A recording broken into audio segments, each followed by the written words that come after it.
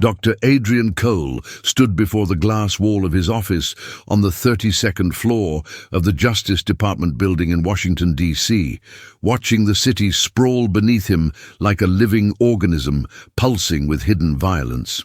It was 6 a.m. on a Tuesday in March 2025, and he'd been awake since 3, unable to sleep, unable to stop his mind from cycling through the details of the Riverside murders, a case that had dominated the news for 3 weeks and haunted his thoughts for longer than that. 6 victims, 4 states, no apparent connection except for the methodology, which was precise and deliberate. Each victim had been selected with meticulous care. Each death had been orchestrated with an almost surgical attention to detail, and each scene had been staged in a way that suggested the killer wasn't just committing murder, he was communicating something. Adrian just hadn't yet deciphered the message. He was 63 years old, had spent 37 of those years studying the human capacity for violence, and had published 14 books on criminal psychology.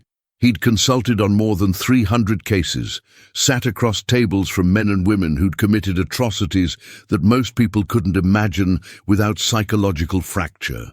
He'd built his entire career on the premise that evil was comprehensible, that if you could understand the psychology driving violent behavior, you could predict it, prevent it, potentially even redirect it. But lately, Adrian was beginning to suspect that his life's work was built on a dangerous illusion. His phone buzzed. A message from Special Agent Lena Hart. "We have another body. Northern Virginia. You need to see this." The drive to the crime scene took 40 minutes through morning traffic that seemed determined to delay him. Adrian spent the drive reviewing what he knew about Agent Hart. 34 years old, 12 years with the Department of Justice, known for closing cases that other agents abandoned, known also for taking unnecessary risks, for pushing boundaries, for asking questions that made her supervisors uncomfortable. She'd been assigned to the Riverside case 2 weeks ago, and in that time, she'd already identified patterns that other investigators had missed. Adrian respected her immediately. The scene was a suburban home in a quiet neighborhood in Falls Church, Virginia, exactly the kind of place where violence seemed impossible, where families were supposed to be safe, where the normal rhythms of American life were supposed to proceed uninterrupted. The house was cordoned off with yellow tape.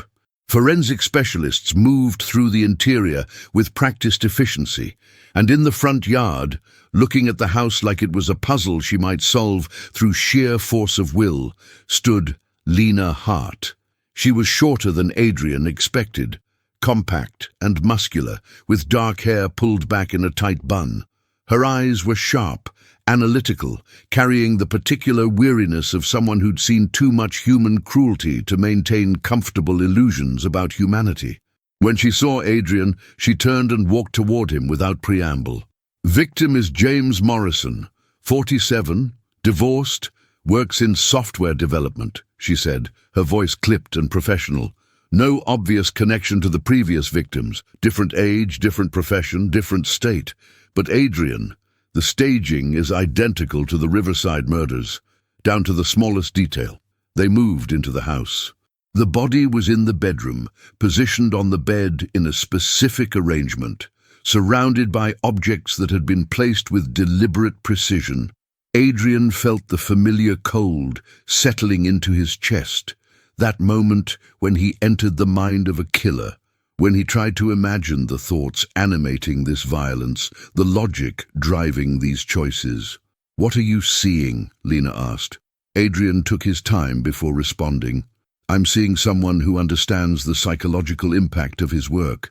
Someone who knows that we'll look for patterns, that we'll try to connect the dots, that we'll attempt to construct a narrative explaining his behavior. And I'm seeing someone intelligent enough to know that the real pattern might not be in the victims or the scenes themselves. It might be in how we respond to him." Lena's jaw tightened. "You're saying he's playing with us?" "I'm saying," Adrian replied carefully, "that this killer is aware of exactly how we investigate. He knows psychology. He knows forensics. He knows law enforcement protocols, and worst of all, he knows how criminal minds are studied and analyzed. which means he might know exactly what I'll think when I examine his crime scenes. Outside, the Virginia morning was clear and beautiful, completely disconnected from the darkness being processed within the house. Adrian realized something in that moment, something that would continue echoing through the investigation. Understanding evil doesn't give you power over it. Sometimes it just makes you more complicit in its logic. 3 weeks into the investigation, Adrian and Lena had expanded their scope to analyze 47 murders across 15 years, all of them displaying the psychological markers they'd identified in the Riverside cases. The database they'd constructed was extraordinary, cross-referencing victim profiles, crime scene psychology, perpetrator behavior patterns, and communication methods. What emerged was a picture so complex, so intricately designed, that Adrian began to wonder if they were actually looking at multiple perpetrators operating under shared psychological parameters, or a single killer with an intelligence and understanding of behavioral science that bordered on the impossible. Lena had transformed her apartment into a secondary command center. Photographs covered the walls. Timelines stretched across windows. Murder scene documentation was organized into color-coded sections. Adrian spent more nights here than in his own home, and somewhere in the spaces between exhaustion and obsession, their partnership shifted from professional to something more complicated. It happened on a Thursday night, after they'd been reviewing case files for 14 hours straight. Lena was studying a photograph of one of the earlier victims, a woman named Sarah Chen, murdered in 2012 in Seattle, when she suddenly stood up and walked to the window. "We're missing something," she said. "Something fundamental. Every case has a purpose, every action has a reason, but we keep focusing on how the murders are committed, not why these specific people were chosen." Adrian joined her at the window. Below, Seattle's streets moved with their endless nocturnal motion, people seeking connection, comfort, distraction. "What are you suggesting?" "That maybe the victims aren't random," Lena continued. "That maybe they were chosen because they represented something to the killer. Maybe they were symbolic. Maybe the killer was reenacting something from their own history, or working out some deep psychological need by targeting specific types of people." It was a sound theory, but Adrian had already considered it. What troubled him was something else entirely, something he hadn't yet articulated, because articulating it would require acknowledging a possibility he wasn't prepared to face. "Lena," he said slowly, "what if the killer isn't trying to communicate with us through the crime scenes? What if the crime scenes are actually messages to himself, attempts to process trauma, to enact fantasies, to transform psychological pain into physical control?" "Then we're not looking for someone trying to be understood," Lena said, understanding the implication immediately. "We're looking for someone working through something so deeply personal that the murders are secondary to what's actually driving him." Adrian turned away from the window. "In which case, every assumption we've made about his motivation might be wrong. His intelligence, his understanding of psychology, it might not be professional knowledge, it might be personal obsession. Which means the person we're looking for might be someone who's experienced a trauma so severe, so psychologically destabilizing, that murder became the only mechanism for processing it." The silence that followed was heavy with understanding. They were no longer hunting a serial killer operating according to rational patterns. They were pursuing someone whose violence was born from a psychological wound so deep that it had essentially hollowed out their ability to function as a normal human being. Lena moved to her laptop and pulled up Adrian's published work. All 14 books, dozens of articles, lectures, academic papers. "You've written extensively about the intersection between childhood trauma and violent behavior," she said.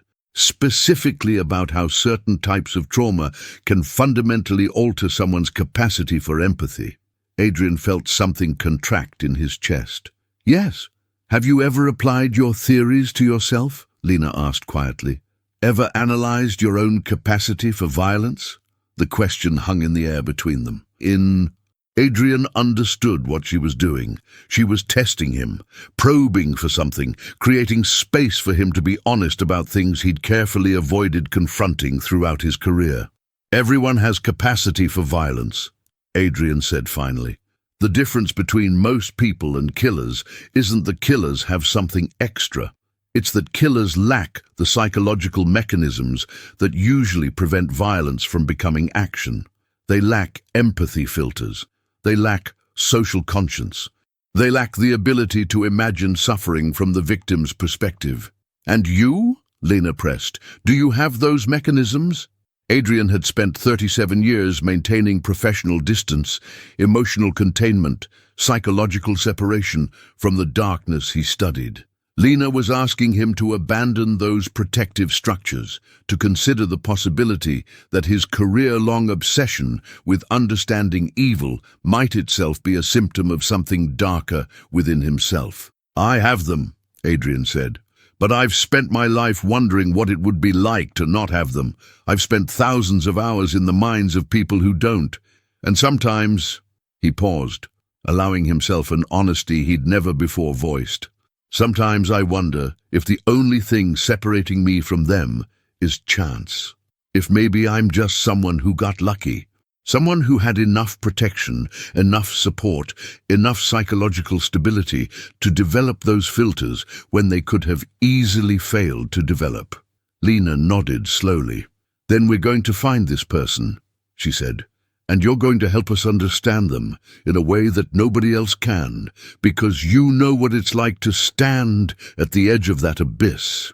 Adrian realized in that moment that his entire career had been preparation for exactly this, a case that would force him to confront not just the killer he was hunting, but the version of himself he'd always kept carefully contained. The breakthrough came from an unexpected direction. One of the forensic analysts, a young woman named Dr. Sarah Patel, had been examining digital footprints left by the killer, cryptocurrency transactions, encrypted communications, anonymous forum posts, and had identified a pattern in the language patterns across multiple platforms spanning 15 years. The writing style was distinctive, the vocabulary choices consistent, the grammatical structure recognizable. More importantly, the content of these posts revealed something that had been invisible in the crime scenes themselves. The killer was experiencing profound psychological distress. They were reaching out in encrypted spaces, describing symptoms that matched complex trauma, dissociation, fragmentation of identity. Adrian read the compiled posts with growing recognition. This was someone fragmenting under the weight of their own psychology, someone trying to maintain coherence through violence, someone whose crimes weren't about control, so much as a desperate attempt to make sense of a mind that was fundamentally breaking apart. "There's a pattern in the temporal distribution," Lena observed, reviewing the timeline. "The murders cluster around specific times of year, specifically around March and November, the same months consistently across 15 years. Adrian felt something shift in his understanding. "Those aren't random months," he said quietly. "Those are commemoration months. The killer is doing something significant in March and November, something tied to their personal history." They expanded the investigation into Adrian's personal databases, and that's when Lena discovered something that made her call Adrian immediately, her voice tight with controlled shock. "Adrian, there was a murder in March 1997 in Baltimore, a homicide that was marked as cold case. The victim was a therapist named Margaret Cole. Does that name mean anything to you?" The world seemed to tilt. Adrian couldn't speak for several moments. Margaret Cole had been his sister. She'd been a clinical psychologist, working with trauma victims, and she'd been murdered in her office by someone who was never caught. The case had devastated Adrian's family. It had driven much of his career choices, and he'd never, not once in 30 years of studying violent crime, connected Margaret's death to his professional obsession. "That's not," Adrian began, but he couldn't finish the sentence because the denial would be a lie. Lena continued, speaking carefully. "The victim's profile from that case describes a break-in, items scattered, suggesting the killer was looking for something specific. But Adrian, the crime scene documentation, mentioned something unusual. A symbol carved into Margaret's desk. A pattern that was never publicly disclosed. A pattern that matches markings found in all 47 subsequent murders. Adrian sat down. The room seemed to contract around him. "You're saying the person who killed my sister has been killing for 28 years. "I'm saying," Lena replied, "that whoever killed your sister learned something from you, from your work, your publications, your career trajectory. And I think they've been obsessively documenting their own psychology through these crimes. I think, Adrian, that your entire career has been a conversation with your sister's killer, and they've been reading every word." The implication was so horrifying, so psychologically destabilizing, that Adrian found himself unable to process it. He'd built his life on the assumption that understanding criminal psychology was separate from his personal trauma. But what if it wasn't? What if his obsessive study of violent minds was actually an unconscious attempt to find and understand the person who'd destroyed his family? They brought in the FBI's Behavioral Analysis Unit. They reopened Margaret Cole's case file, and what emerged was a picture of a killer who wasn't just committing murders. They were conducting an extended psychological conversation with Adrian, using his own theoretical framework to construct crimes that would force him to confront truths he'd spent 30 years avoiding. "This person knows you," the BAU director told Adrian during a briefing. "They've studied your work. They've likely attended your lectures, read your books, possibly even attempted to contact you through official channels, and they're using these murders to demonstrate something to you, to show you that your understanding of criminal psychology is fundamentally incomplete because you haven't applied it to the one crime that matters most." Adrian felt the ground shift beneath his understanding of reality. He wasn't just hunting a killer anymore. He was being hunted by a killer who had been watching him, studying him, potentially even directing the investigation through his own involvement. The barrier between investigator and investigated, between scientist and subject, had collapsed. That night, in his office, reviewing Margaret's case file one more time, Adrian saw something he'd never noticed before. In Margaret's calendar, on the day of her death, there was a single notation in her own handwriting. "Meeting with A about the work. He's close to understanding. Maybe this is the way." Adrian's hands trembled as he held the document. Margaret had known something. Margaret had apparently anticipated her own death and documented it. And in the decades since, Adrian had unknowingly been following a trail that Margaret herself had marked for him. A trail leading directly to a truth he was fundamentally unprepared to face. The identity of the killer was finally revealed through a method so obvious, so deliberately constructed, that Adrian understood it must have been planned this way from the beginning. A video file uploaded to a secure server addressed directly to Adrian Cole. The message came with coordinates to a location in rural Maryland and a statement: "You finally understand. Now come and see what understanding truly costs." Lena wanted to treat it as a trap, which it was, and approach it accordingly with tactical teams and protective protocols. But Adrian knew with a certainty that transcended rational analysis that this was the only way the conversation could conclude. He drove alone to the coordinates while Lena coordinated response teams, while the FBI mobilized resources, while the machinery of law enforcement prepared for a confrontation that they hoped would result in the apprehension of the Riverside killer. The warehouse was located on abandoned property, miles from the nearest habitation. Inside, a single figure waited in the darkness. As Adrian's eyes adjusted, he could see the face clearly. It was Dr. Michael Hartley, a clinical psychologist Adrian had known from academic circles, someone he'd cited in his own work, someone whose research had influenced his thinking, someone he'd met briefly at conferences over the years, A man distinguished by his quiet intelligence, his deep knowledge of trauma psychology, his apparent dedication to understanding the darkest aspects of human behavior. "Hello, Adrian," Michael said. His voice was calm, measured, the voice of someone who had finally completed a long project. "I've been waiting for you to arrive at this moment for 28 years. Adrian forced himself to remain composed, to access the clinical distance he'd spent decades cultivating. "Why Margaret?" "Because she understood what was happening to me," Michael replied. "Because she was trying to help me, and in trying to help me, she was documenting evidence that would eventually expose what I am. She chose to die rather than betray her professional ethics. She chose martyrdom, and in doing so, she created a pathway for you.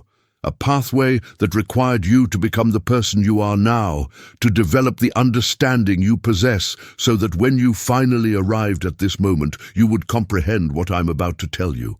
Michael moved toward Adrian, and Adrian could see that Michael's hands were empty, that no weapon was being presented. This wasn't about violence in the conventional sense. This was about psychological confrontation, about forcing Adrian to face something he'd avoided his entire career. "The dark psychology behind the most terrifying crimes," Michael continued, "isn't about understanding evil as an external force. It's about recognizing that evil is simply consciousness, full, complete, unflinching consciousness, without the protective mechanisms that keep most humans functional. The killers you've studied, Adrian, they're not sick. They're not broken. They're actually more awake than most people. And that awareness of the totality of human suffering, combined with the understanding that existence is fundamentally meaningless, creates a kind of clarity that drives them to create order through chaos." Adrian listened, and he understood that Michael wasn't trying to justify his murders through philosophical frameworks. Michael was attempting to communicate something true about the human capacity for violence, something that Adrian's entire career had been circling around without ever directly confronting.